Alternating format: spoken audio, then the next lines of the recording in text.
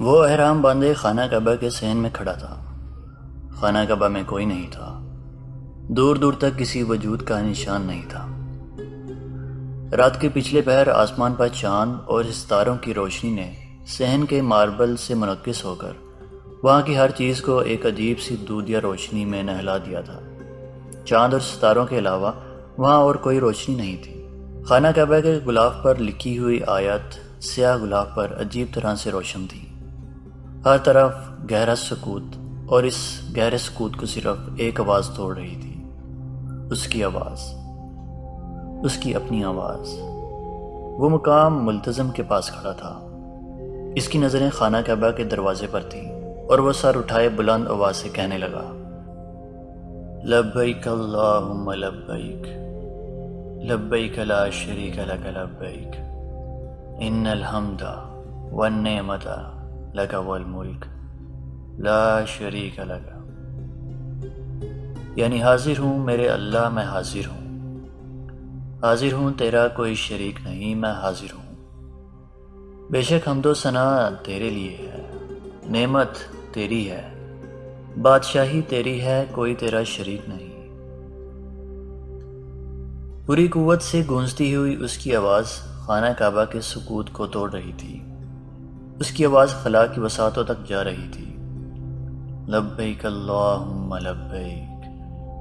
ننگے پاؤں نیم برہنہ وہاں کھڑا وہ اپنی آواز پہچان رہا تھا۔ لبیک لا شریک لک لبیک، وہ صرف اس کی آواز تھی۔ ان الحمد والنعمت لک والملک۔ اس کی آنکھوں سے بہتے ہوئے آنسو اس کی ٹھوڑی سے نیچے اس کے پیروں کی انگلیوں پر گر رہے تھے۔ لا شریک لک۔ اس کے ہاتھ آسمان کی طرف اٹھے ہوئے تھے۔ لبیک اللہم لبیک۔ اس نے خانہ کعبہ کے غلاف پر کندہ آیت کو یکدم بہت روشن دیکھا، اتنا روشن کہ وہ جگمگانے لگی تھی۔ آسمان پر ستاروں کی روشنی بھی اچانک بڑھ گئی تھی۔ وہ ان آیات کو دیکھ رہا تھا، مبہوت، سحر زدہ۔ کسی معمول کی طرح زبان پر ایک ہی جملہ لیے اس نے خانہ کعبہ کے دروازے کو بہت آہستہ آہستہ کھلتے دیکھا۔ لبیک اللہم لبیک۔ اس کی آواز اور بلند ہو گئی، ایک ورد کی طرح، ایک سانس، ایک لے۔ لبیک لا شریک لک لبیک۔ اس وقت پہلی بار اس نے اپنی آواز میں کسی اور کی آواز کو مدغم ہوتے محسوس کیا۔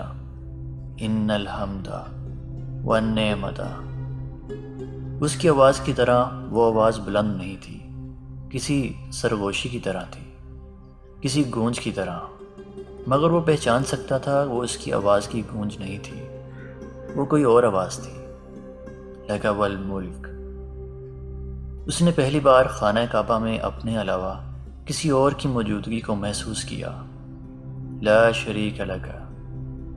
خانہ کعبہ کا دروازہ کھل رہا تھا۔ لبیک اللہم لبیک۔ وہ اس نسوانی آواز کو پہچانتا تھا۔ لبیک لا شریک لک۔ وہ اس کے ساتھ وہی الفاظ دہرا رہی تھی۔ لبیک ان الحمد والنعمت، لبیک ان الحمد والنعمت۔ آواز دائیں طرف نہیں تھی، بائیں طرف تھی۔ کہاں؟ اس کی پشت پر، چند قدم کے فاصلے پر۔ لک والملک لا شریک لک۔ اس نے جھک کر اپنے پاؤں پر گرنے والے آنسوؤں کو دیکھا۔ اس کے پاؤں بھیگ چکے تھے۔ اس نے سر اٹھا کر خانہ کعبہ کے دروازے کو دیکھا۔ دروازہ کھل چکا تھا۔ اندر روشنی تھی، دودھیا روشنی، اتنی روشنی کہ اس نے بے اختیار گھٹنے ٹیک دیے۔ اب وہ سجدہ کر رہا تھا۔ روشنی کم ہو رہی تھی۔ اس نے سجدے سے سر اٹھایا، روشنی اور کم ہو رہی تھی۔ وہ اٹھ کر کھڑا ہو گیا۔ خانہ کعبہ کا دروازہ اب بند ہو رہا تھا، روشنی اور کم ہوتی جا رہی تھی، اور تب اس نے ایک بار پھر سرگوشی کی صورت میں وہی نسوانی آواز سنی۔ اس بار اس نے مڑ کر دیکھا تھا۔ سالار کی آنکھ کھل گئی۔ وہ حرم شریف کے ایک برآمدے کے ستون سے سر ٹکائے ہوئے تھا۔ وہ کچھ دیر سستانے کے لیے وہاں بیٹھا تھا، مگر نیند نے عجیب انداز میں اس پر غلبہ پایا۔ وہ امامہ تھی، بے شک امامہ تھی، سفید احرام میں اس کے پیچھے کھڑی۔ اس نے اس کی صرف ایک جھلک دیکھی تھی، مگر ایک جھلک بھی اسے یقین دلانے کے لیے کافی تھی کہ وہ امامہ کے علاوہ کوئی اور نہیں تھا۔ خالی و ذہنی کے عالم میں لوگوں کو ادھر سے ادھر جاتے دیکھ کر بے اختیار اس کا دل بھر آیا۔ 8 سال سے زیادہ عرصہ ہو گیا تھا اسے اس عورت کو دیکھے، جسے اس نے آج وہاں حرم شریف میں خواب میں دیکھا تھا۔ کسی زخم کو پھر ادھیڑا گیا تھا۔ اس نے گلاسز اتار دیے اور دونوں ہاتھوں سے چہرے کو ڈھانپ لیا۔ آنکھوں سے ابلتے گرم پانی کو رگڑتے، آنکھوں کو مسلتے اسے خیال آیا، یہ حرم شریف تھا۔ یہاں اسے کسی سے آنسو چھپانے کی ضرورت نہیں تھی، یہاں سب آنسو بہانے کے لیے آتے تھے۔ اس نے چہرے سے ہاتھ ہٹا لیے، اس پر رکت طاری ہو رہی تھی۔ وہ سر جھکائے بہت دیر وہاں بیٹھا روتا رہا۔ پھر اسے یاد آیا وہ ہر سال وہاں عمرہ کرنے کے لیے آیا کرتا تھا۔ وہ امامہ ہاشم کی طرف سے بھی عمرہ کیا کرتا تھا۔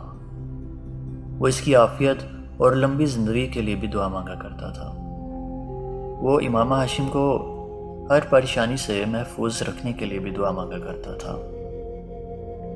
اس نے وہاں حرم شریف میں اتنے سالوں میں اپنے اور امامہ کے لیے ہر دعا مانگ چھوڑی تھی، جہاں بھر کی دعائیں، مگر اس نے وہاں حرم شریف میں کبھی امامہ کو اپنے لیے نہیں مانگا تھا۔ عجیب بات تھی، مگر اس نے وہاں کبھی امامہ کے حصول کے لیے دعا نہیں کی تھی۔ اس کے آنسو یکدم تھم گئے تھے۔ وہ اپنی جگہ سے اٹھ کر کھڑا ہو گیا۔ وضو کے بعد اس نے عمرے کے لیے احرام باندھا۔ کعبے کا طواف کرتے ہوئے اس بار اتفاقاً اسے مقام ملتزم کے پاس جگہ مل گئی، وہاں جہاں اس نے اپنے آپ کو خواب میں کھڑے دیکھا تھا۔ اپنے ہاتھ اوپر اٹھاتے ہوئے اس نے دعا کرنا شروع کی۔ یہاں کھڑا ہو کر تجھ سے انبیاء دعا مانگا کرتے تھے، ان کی دعاؤں میں اور میری دعاؤں میں بہت فرق ہے۔ وہ گڑ گڑا رہا تھا۔ میں نبی ہوتا تو نبیوں جیسی دعا کرتا، مگر میں تو عام بشر ہوں اور گناہگار بشر۔ میری خواہشات، میری آرزوئیں سب عام ہیں۔ یہاں کھڑے ہو کر کبھی کوئی کسی عورت کے لیے نہیں رویا ہوگا۔ میری ذلت اور پستی کی اس سے زیادہ انتہا کیا ہوگی کہ میں یہاں کھڑا، حرم پاک میں کھڑا، ایک عورت کے لیے گڑ گڑا رہا ہوں، مگر مجھے نہ اپنے دل پر اختیار ہے نہ اپنے آنسوؤں پر۔ یہ میں نہیں تھا جس نے اس عورت کو اپنے دل میں جگہ دی، یہ تو نے کیا۔ کیوں میرے دل میں اس عورت کے لیے اتنی محبت ڈال دی کہ میں تیرے سامنے کھڑا بھی اس کو یاد کر رہا ہوں؟ کیوں مجھے اس قدر بے بس کر دیا کہ مجھے اپنے وجود پر بھی کوئی اختیار نہیں رہا؟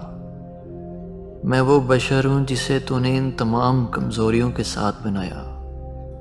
میں وہ بشر ہوں جسے تیرے سوا کوئی راستہ دکھانے والا نہیں، اور وہ عورت، وہ میری زندگی کے ہر راستے پر کھڑی ہے، مجھے کہیں جانے کہیں پہنچنے نہیں دے رہی۔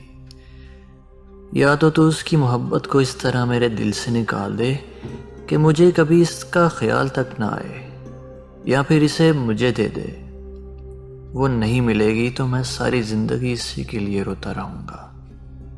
وہ مل جائے گی تو تیرے علاوہ میں کسی کے لیے آنسو نہیں بہا سکوں گا۔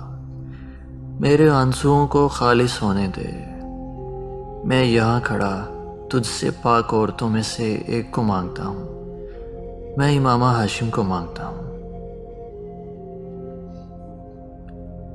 میں اپنی نسل کے لیے اس عورت کو مانگتا ہوں جس نے آپ کے پیغمبر صلی اللہ علیہ وآلہ وسلم کی محبت میں کسی کو شریک نہیں کیا، جس نے ان کے لیے اپنی زندگی کی تمام آسائشات کو چھوڑ دیا۔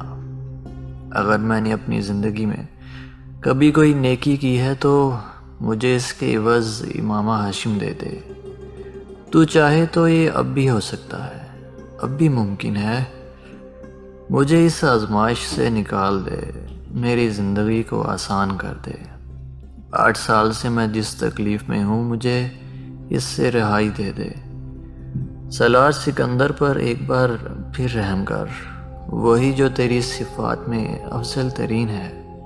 وہ سر جھکائے وہاں بلک رہا تھا، اسی جگہ پر جہاں اس نے خود کو خواب میں دیکھا تھا، مگر اس بار اس کی پشت پر امامہ ہاشم نہیں تھی۔ بہت دیر تک وہاں گڑ گڑانے کے بعد وہ وہاں سے ہٹ گیا تھا۔ آسمان پر ستاروں کی روشنی اب بھی مدھم تھی۔ خانہ کعبہ روشنیوں سے اب بھی بقائے نور بنا ہوا تھا۔ لوگوں کا ہجوم رات کے اس پہر بھی اسی طرح تھا۔ خواب کی طرح خانہ کعبہ کا دروازہ بھی نہیں کھلا تھا۔ اس کے باوجود وہاں سے ہٹتے ہوئے سالار سکندر کو اپنے اندر سکون اترتا محسوس ہوا تھا۔ وہ اس کیفیت سے باہر آ رہا تھا جس میں وہ پچھلے 1 ماہ سے تھا۔ ایک عجیب سا قرار تھا جو اس دعا کے بعد اسے ملا تھا۔ ایک عجیب سا قرار تھا جو اس دعا کے بعد اسے ملا تھا۔ وہ اسی قرار اور طمانینت کو لیے ہوئے 1 ہفتہ کے بعد پاکستان لوٹ آیا تھا۔